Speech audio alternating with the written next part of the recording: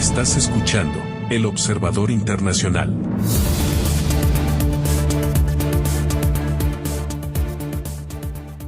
Bienvenidos a un nuevo episodio del Observador Internacional. Mi nombre es Horacio Cavac y como cada semana los invitamos a participar de esta conversación que mantenemos a la distancia con el Observador Internacional, Muki Tenenbaum. Muki, bienvenido, ¿cómo estás? Bien, ¿cómo estás vos hoy el día del funeral del Papa, ¿no? Exactamente, estamos manteniendo esta conversación en el momento donde acaban de culminar esta ceremonia de los funerales del Papa Francisco. Muchísimos líderes internacionales reunidos en el Vaticano. Este mensaje permanentemente de paz que hemos estado escuchando desde el momento en el que trascendió la noticia de la muerte del Papa, pero ¿qué tan cerca estamos de la paz con la cantidad de hipótesis de conflicto y de situaciones complejas que se están viviendo en este momento prácticamente en gran parte del planeta? ¿Cómo está la situación, Muki?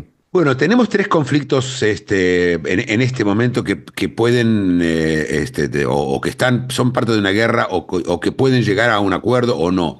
Los tres son, por supuesto, Ucrania y Rusia, con todo lo que está pasando, el conflicto entre Estados Unidos e Irán, Israel e Irán, el conflicto del Medio Oriente, y finalmente un conflicto nuevo que apareció esta semana con muchísima fuerza y yo te diría el más preocupante de todos es India y Pakistán. Un conflicto que yo te digo que si llega a salir mal son las dos potencias atómicas. Y la verdad que es por primera vez, te digo que es preocupante lo que está pasando a nivel mundial, ¿eh? Ujú. A ver, te propongo empezar con el que tiene como mucha actualidad, porque acabamos de ver, yo me quedé impactado con esa conversación cara a cara que tuvieron a solas en la inmensidad de esos edificios del Vaticano entre Zelensky y Trump. ¿En qué situación están ellos en este momento? Mira, la situación está en que Trump creyó y sigue creyendo que él puede forzar una paz. En general puede forzar paces tanto ahí como cuando hablemos también del tema de Irán, ¿sí? Con el poderío americano se puede forzar la paz. Y lo que él entendía que el problema, el obstáculo era Zelensky o era Ucrania.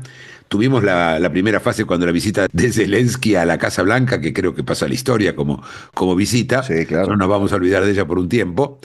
Y por otro lado tenés incluso la intención cuando salió a decir que Crimea, y hay que explicar la historia de Crimea, pero que Crimea es rusa y que Ucrania nunca la va a recibir. Esos fueron los dos gestos de Trump hacia Putin, esperando de que Putin haga algo. Lo único que hizo Putin fueron 2 días de tregua que hizo por las Pascuas, ¿sí? Una tregua que, bueno, no fue violada, pero dentro de todo se mantuvo. Y es el único gesto que hizo Putin hacia Trump en esta historia. Y hoy viajando en el avión ayer a la noche, viajaba Trump hacia el Vaticano, hacia Italia para participar de las exequias, y le aparecieron y le preguntaron si no sienten si no creen de que Putin no está respondiendo como él esperaba. Y él dijo, bueno, vamos a ver el tema, voy a hablar con Putin, voy a averiguar. Mientras tanto, él tiene, el enviado de él para las negociaciones es Witkoff, que es un hombre, un experto en negociaciones de inmuebles en Nueva York. El tipo que ya lo usó él con el tema con Hamas, y ahora está este hombre yendo a Rusia, y se sentó hoy a hablar con Zelensky. Y el resultado de la conversación con Zelensky es que él dice, es posible que Putin me esté llevando de la nariz, como se dice en inglés, ¿sí? Es decir, en la Argentina diría, me está boludeando, ¿no? Claro. Y en ese caso le vamos a meter sanciones, dijo él, secundarias y sanciones bancarias. Ahora voy a explicar las tres cosas. Primero voy a explicar lo de Crimea, por qué Crimea es distinto de los otros territorios que tiene tomado Rusia. En el año 2014, cuando estaba Obama, y él lo dijo ya 220 que estaba Obama, no estaba él, Putin toma, en una acción bastante transparente, Crimea se declara independiente de Ucrania, y Rusia finalmente la anexa. Crimea es una península que está rodeada por Rusia y que tenía un pequeño puente con Ucrania y que originalmente era rusa. En el año 66, como gesto de Brezhnev a sus compañeros ucranianos, en ese momento el secretario general de la Unión Soviética, le entrega a Ucrania, dentro de la misma Unión Soviética, el territorio de Crimea, que estaba habitado en su mayoría por tátaros, una tribu musulmana que está en la zona, ¿sí?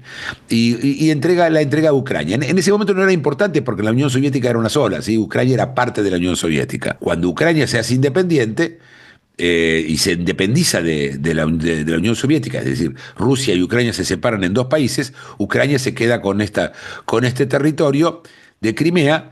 Y en el 2014 Putin básicamente toma de vuelta esta península de Crimea y se la saca a Ucrania. Ahí empiezan sanciones, Estados Unidos y Europa le ponen sanciones a Rusia y las cosas se van desarrollando más y más y más hasta que, bueno, conocemos la invasión, ¿no?, de Rusia a Ucrania, en donde toman los territorios que hoy tienen, que son el 20-25% del territorio ucraniano, sin tomar Crimea. Entonces, para Trump era bastante fácil decir, mira, Crimea no es Ucrania, la tuviste por un tiempo, se la queda Rusia, no hay problema, como gesto para decirle, bueno, no discutamos Crimea y lleguemos a un acuerdo. Él decía, el acuerdo está y es inminente.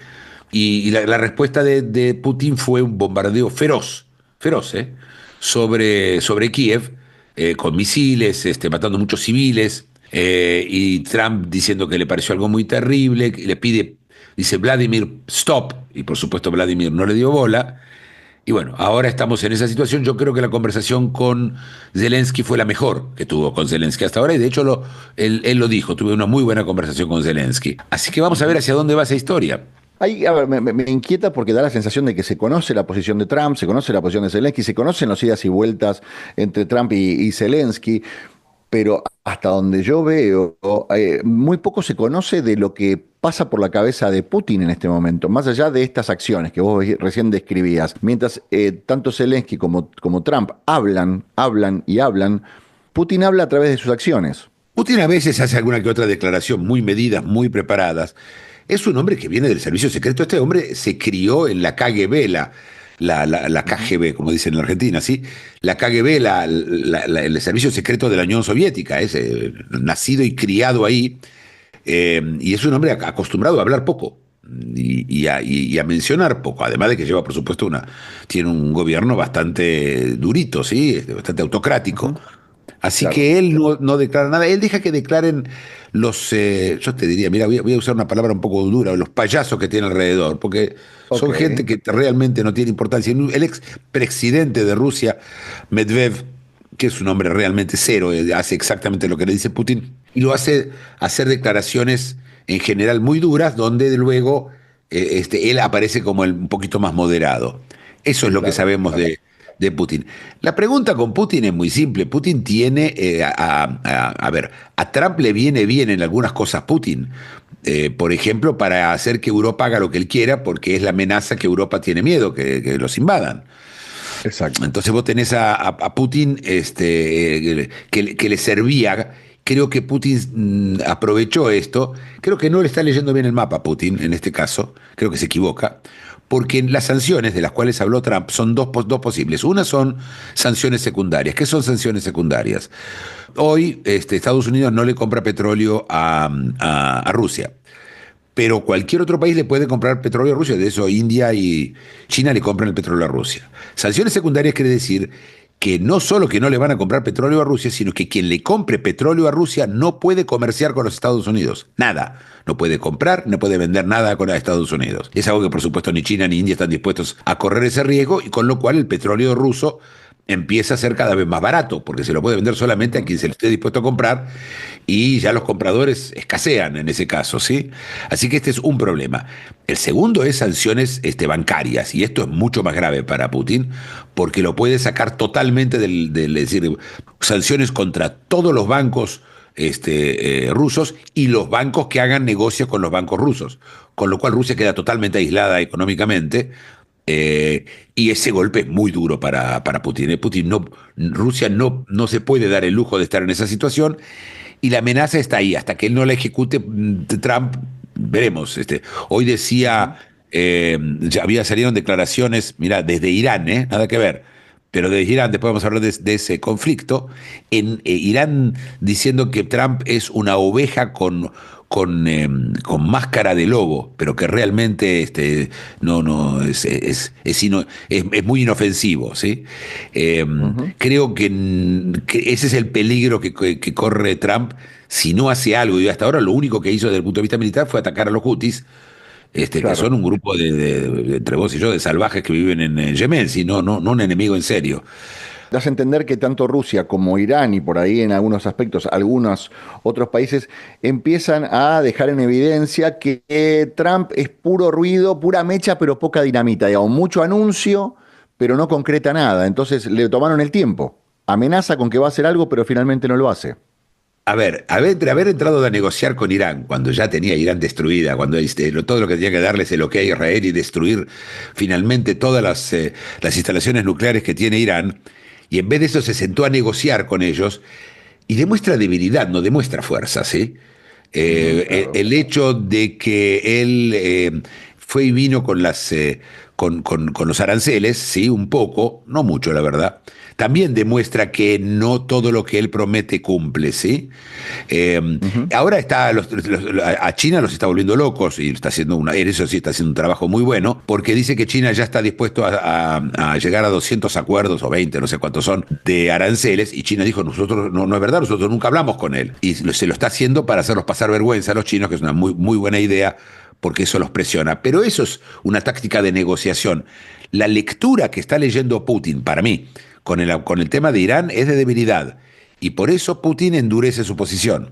Ujú. Recién hablabas de Irán, ¿no? Esta cuestión donde Irán empieza nuevamente a aparecer como un jugador peligroso. Siempre tuvo peligro, pero en este momento como un conflicto peligroso y que acá sí involucra en forma directa a los Estados Unidos. ¿Qué es lo que está pasando? Lo que está pasando es esto, que Trump quiere, yo creo que Trump quiere una victoria sin el uso de la fuerza militar, ¿sí? Que es lo que usaron siempre sus predecesores, ¿sí? Mandaban aviones, ejércitos, invadían, y él siempre criticó eso. Él quiere que una negociación le salga bien.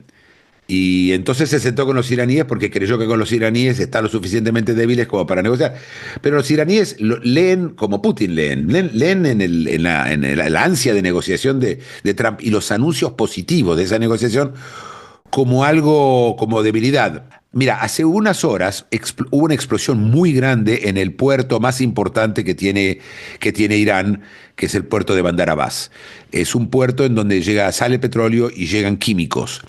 La explosión, de lo que sabemos hasta ahora, sí, porque estamos hoy a sábado y vamos a ir viendo, pero parecería ser que lo que explotó es un combustible, un depósito gigante de miles de toneladas de combustible que se utilizaría para misiles, que Irán se quedó sin combustible para los misiles porque Israel le destruyó la única fábrica que tenía.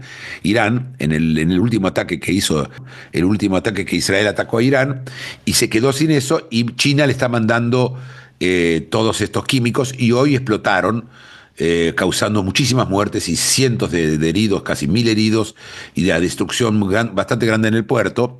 Ellos dicen que es un accidente. A mí no me parece que esto es un accidente, pero la pregunta es quién es. Los americanos claramente no, porque están negociando. Los israelíes negaron que sean ellos, cosa que me sorprende, porque los israelíes en general ni niegan ni afirman.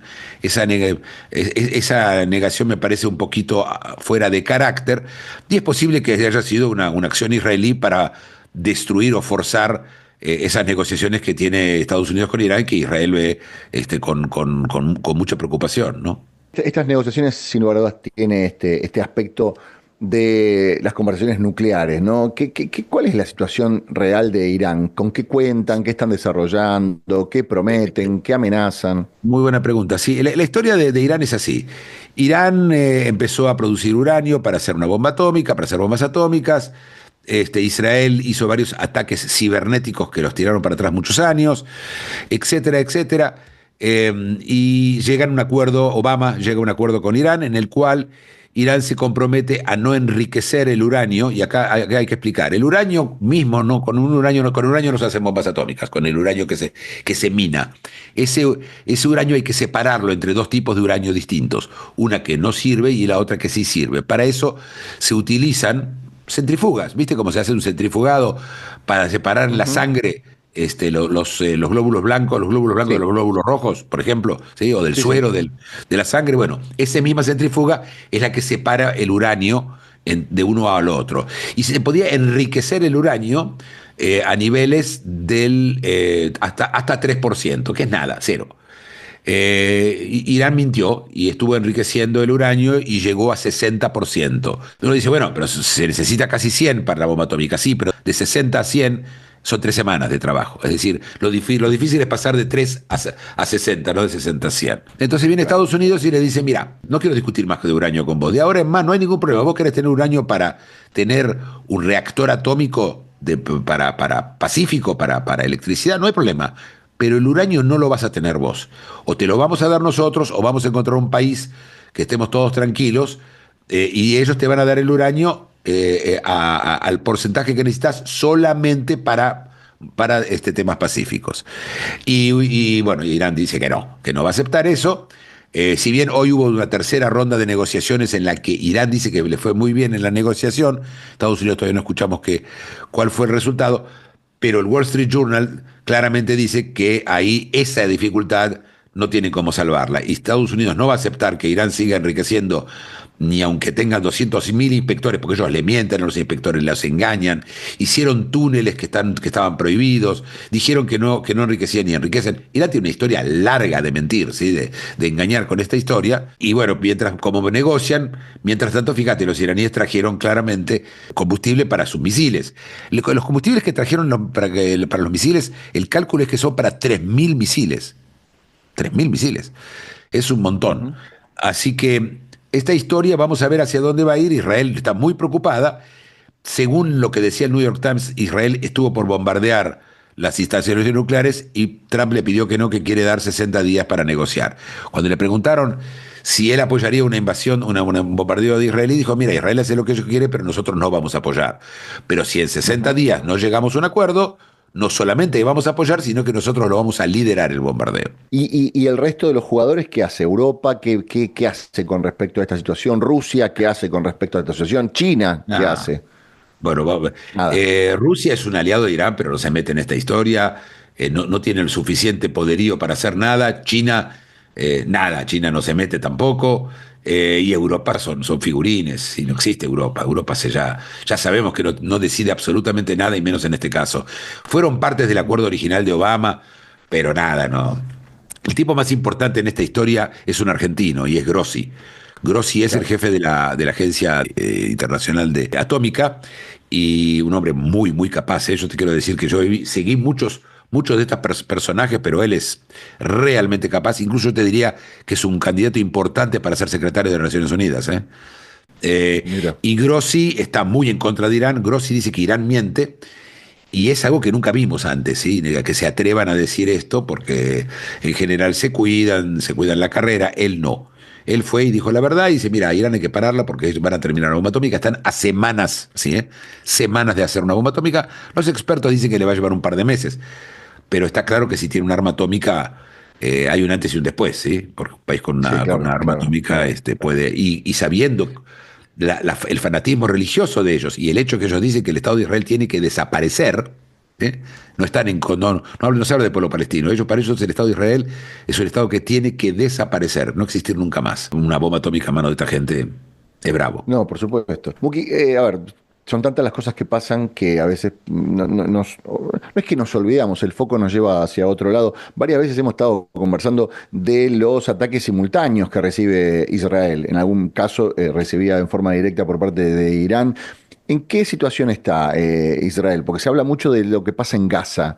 ¿Qué grado de conflictividad hay? ¿Se mantiene? ¿Ha bajado un poco en los últimos meses?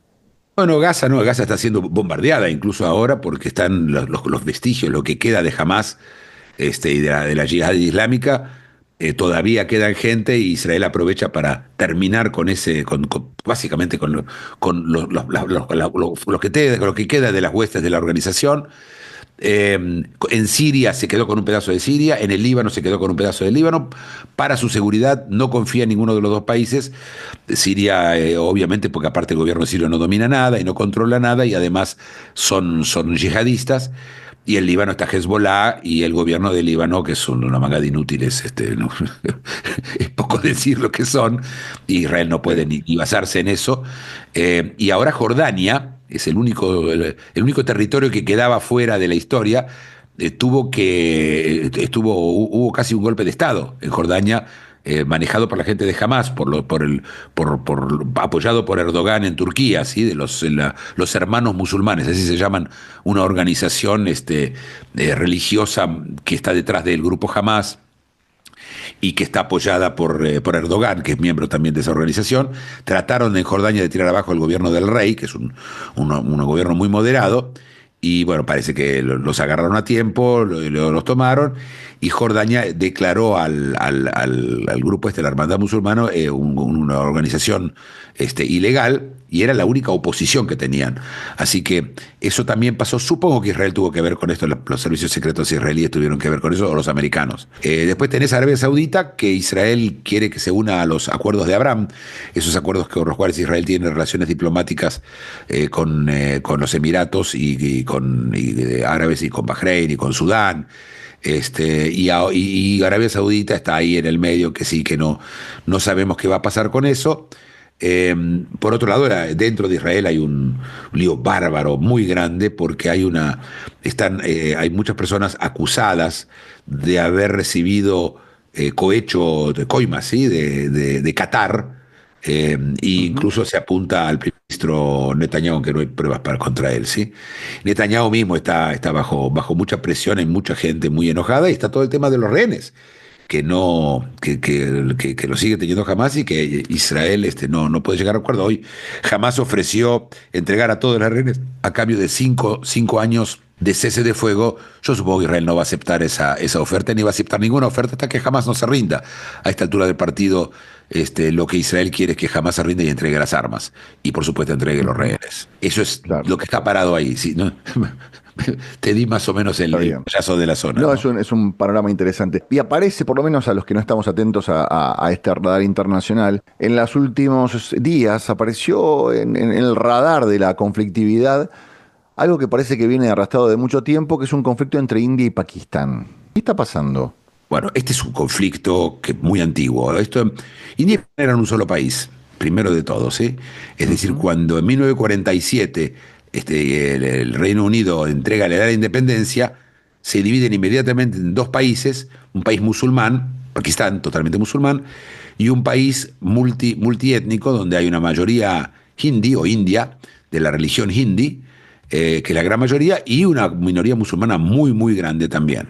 Hay un intercambio de población terrible en el que se mataron la gente, murió 1 millón de personas en ese intercambio de población de locos que hubo entre India y Pakistán, y desde ahí en más siempre se llevaron mal o muy mal. Hubo varias guerras, hubo guerras en los años 60, una que ganó Pakistán, otra que ganó India. De hecho, Bangladesh, ese país que se encuentra al este de la India, era parte de Pakistán, estaban juntos, y Bangladesh se separó y se convirtió en independiente. Mientras tanto, en Bangladesh, los gobiernos eran en general pro-indios, porque India los ayudó a independizarse, pero la última vez el gobierno que cayó la presidenta Hasina de Bangladesh, el nuevo gobierno se acercó mucho a Pakistán, y esto pone a los indios los preocupa mucho. Históricamente, Pakistán era apoyada por dos países, China y Estados Unidos, y la India fue apoyada históricamente por Rusia, por la Unión Soviética. Esto cambió, y hoy la India es un aliado de Estados Unidos bastante grande, no total, pero bastante, y Pakistán se acercó más a China. Es decir, volvemos a ver que hay un solo conflicto en el mundo, sí, que China y Estados Unidos, y el resto son los conflictos hijos o los conflictos relacionados. Claro. Sin entrar en muchos más detalles, quedó una provincia entre Pakistán e India, que es Cachemira, creo que todos escucharon hablar, mitad del lado pakistaní y mitad del lado indio, pero la que está del lado indio es de mayoría musulmana y tiene permanentemente terrorismo, sedición, etcétera. Hace una semana, terroristas que están apoyados por Pakistán, eso se sabe, entraron mataron 27 turistas, balearon así nomás, 27 turistas indios, y Modi, que estaba de visita en ese momento en Sudáfrica, creo, yo no me acuerdo dónde estaba de visita, volvió de urgencia a la India y amenazó a Pakistán. ¿Qué hizo? Cortó relaciones, prácticamente, no todas las relaciones diplomáticas, pero gran parte de las relaciones diplomáticas, cerró la frontera, echó a todos los pakistaníes que estaban de visita en la India, hizo algo más, algo muy importante. En 1960, Pakistán y India tenían un problema con los ríos. El agua es central para todos estos países, ¿sí? El 80% de la agricultura de Pakistán viene de unos ríos, 3 ríos determinados. Y la que puede controlar el agua de esos ríos es la India. En 1960 llegaron a un acuerdo en donde Pakistán India no iba a tocar, no iba a parar el flujo de esos ríos hacia Pakistán, y se llegó a ese acuerdo. Aún en las guerras, ese acuerdo nunca se tocó. Hace 2 días, Modi, el presidente de la India, anunció la suspensión de este acuerdo. Si ellos llegasen a parar el agua que llega a Pakistán, Pakistán se queda sin comida. 80% de la agricultura desaparece. Pakistán anunció de que en ese caso van a entrar en una guerra con la India. Y acá viene la cosa más preocupante. Tanto India como Pakistán son países con armamento nuclear, los dos. Y los dos no están bajo el acuerdo de no proliferación de armas nucleares, así que nadie sabe qué tienen, cuánto tienen, y una guerra nuclear entre ellos es desastrosa desde todo el punto de vista en el mundo, y te imaginas la población. India tiene 1.400 millones de personas y Pakistán tiene, no sé, creo que 200. Estamos hablando de un porcentaje importante de la humanidad en ese solo lugar. Sí, claro, claro. ¿Y qué pasa cuando estamos hablando a veces de conflictos o potenciales conflictos donde, más allá de que se cumplan o no, hay ciertas reglas de juego porque participan de las mismas organizaciones, porque se han puesto de acuerdo en algún momento? Pero ¿qué pasa cuando surge? ¿Cómo lo miran los demás, digamos? Estoy como un poco reiterativo. Recién te preguntaba cómo miraba en la Unión Europea el conflicto entre Irán y los Estados Unidos. ¿Cómo mira la comunidad internacional esto que está pasando entre dos países que no han acordado este tratado de no proliferación nuclear? Mirá, acá hay un problema, hay una guerra religiosa en ciernes, ¿sí? Yo te recuerdo, ¿sí? La gente empieza a recibir signos o órdenes de sus distintos deidades, y esta cosa, ¿viste? No, la razón puede llegar a estar, no ser parte de este conflicto. En cuanto a qué le pasa a los demás países, mira, Estados Unidos, Modi estuvo, ¿te acordás?, con Trump hace unos meses, ¿sí? Y recibió mucho apoyo de Trump. Yo supongo que la agresividad de Modi de cancelar el tratado viene de la sensación que Estados Unidos lo apoya. Y tratar de obligar a Pakistán a dejar de apoyar a los terroristas que aterrorizan en Cachemira. Así que Estados Unidos no dijo nada, no expresó preocupación, me sorprendió. China, que limita con los dos países, con India y con Pakistán, tampoco dijo nada, también me sorprendió bastante. El único que dijo fue Irán, que a todo eso probablemente están también apoyando a los terroristas en Cachemira. Pero Irán dijo que quiere intermediar entre Pakistán e India. Por supuesto nadie le da bola porque Irán no existe. Y no veo todavía a nadie poniéndose este tema al hombro, y se muere el Papa en la mitad. Entonces todos los ojos están al Papa, Putin, el bombardeo a Kiev, y entonces los medios no le dieron lo suficiente bola. Yo creo que se están equivocando. Creo que estamos hablando de un peligro serio, porque Pakistán no va a estar dispuesto a quedarse sin agua, y Modi de la India puede ser que se sienta lo suficientemente seguro que sus deidades lo apoyan y arrastren al subcontinente, se llama subcontinente indio, a una guerra nuclear. A mí me preocupa muchísimo. Si vos me preguntás en qué lugar del mundo podría haber una guerra nuclear, yo te hubiera dicho siempre lo mismo, India-Pakistán.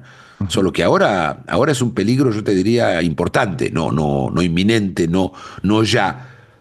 Pero no veo, como vos decís, yo no veo intermediarios apareciendo para tratar de apaciguar la cosa, ¿no? Ujú. Claro, claro. No, y pensando, vos decías, encima se murió el Papa, y encima India empieza a tener otro rol de aliado con los Estados Unidos por esta batalla comercial que está teniendo Estados Unidos con China, donde da la sensación de que muchas empresas, Apple fue una de las que anunció que estaba Así es. dejando ciertas operaciones que hacía en China para mudarse a India, digamos. India pasa a tener un rol muchísimo más importante como aliado de los Estados Unidos. Sí, sí. A ver, la Sí, parte. pero. Sí, pero, mira, India tiene un problema muy serio económico que tiene que ver, mira, porque siempre volvemos ahí, con la inteligencia artificial. India, un porcentaje importante de sus ganancias de la India vienen de outsourcing, es decir, de gente que le mandaba a programadores en la India programar cosas por muchísimo más barato que programarla en cualquier otro lugar del mundo, ¿sí?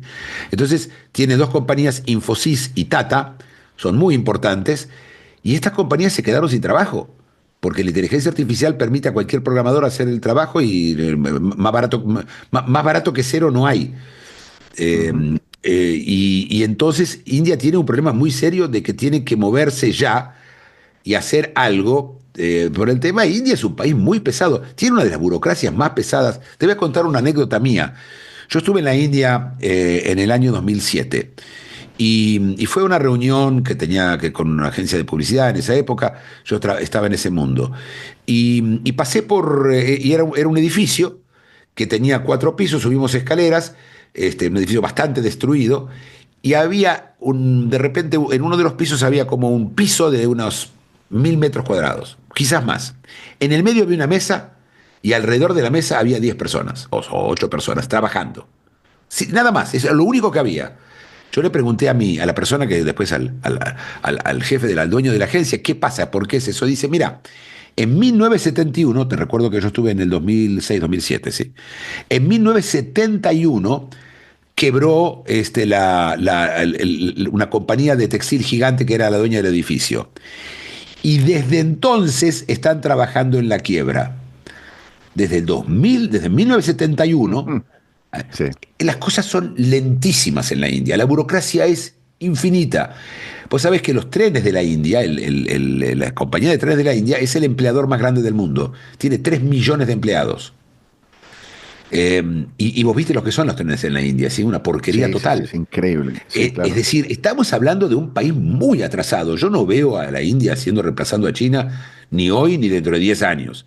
Además que la inteligencia artificial va a ser de todo esto, por supuesto, un tema no para discutir, ya no va a tener. Lo que pasa es que India y China también tienen frontera y tienen problemas entre ellos.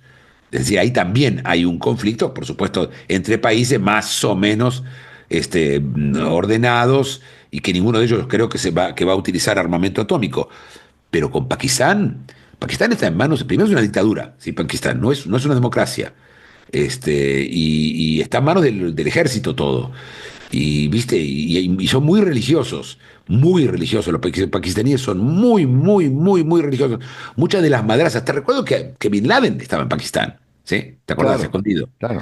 Me Estamos acuerdo. hablando de un lugar bravo, difícil, y si todavía lo golpeas con el palo al león, ¿viste? No es una buena idea.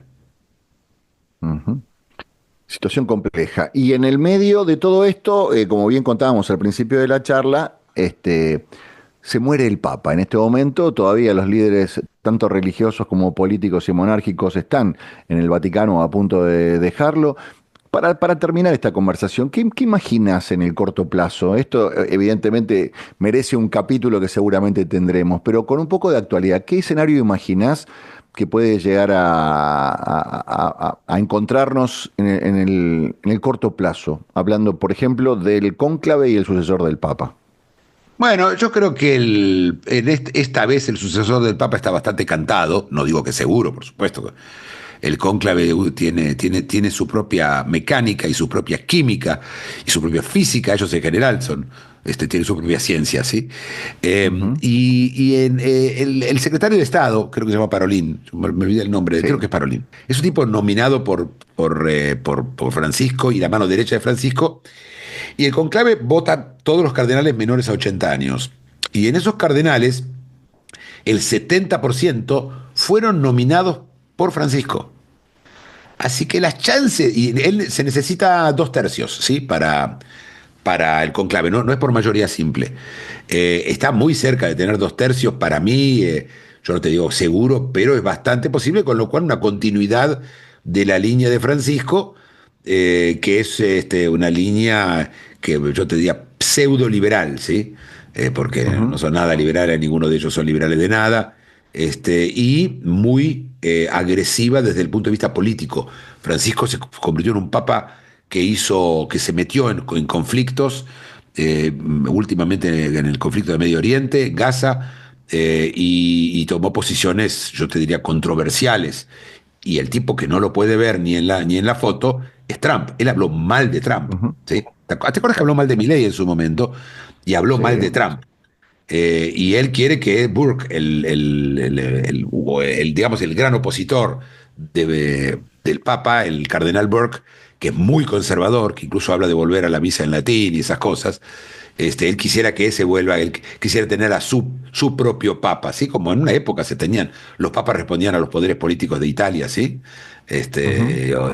Vos sabés que Papa puede ser cualquier varón católico que haya sido bautizado. Cualquiera, no tiene por qué ser un cardenal. Mira, Esa, es- mira, esa es por supuesto, la teoría. Te imaginas que en estas cosas obviamente. no hay sorpresas, Sí, sí, sí, No. claro, claro, claro, claro. Además No es una puede ser un dictadura. A ver, outsider de ninguna manera. Claro, es el medio como una Vaticano es una, dictadura el, Va- monárquica.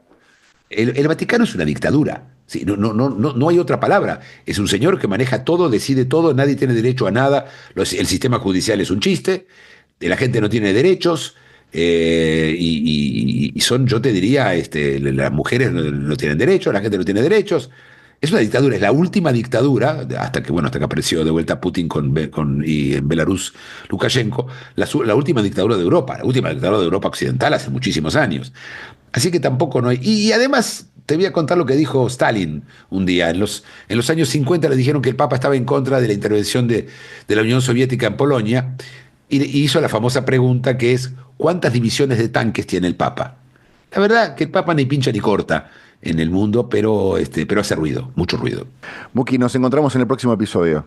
Sí, te mando un abrazo y nos vemos la semana que viene. Dale, abrazo muy grande. Mi nombre es Horacio Cava, que esto es El Observador Internacional, esta conversación que mantenemos a la distancia con Muki Tenenbaum. Los esperamos en el próximo capítulo.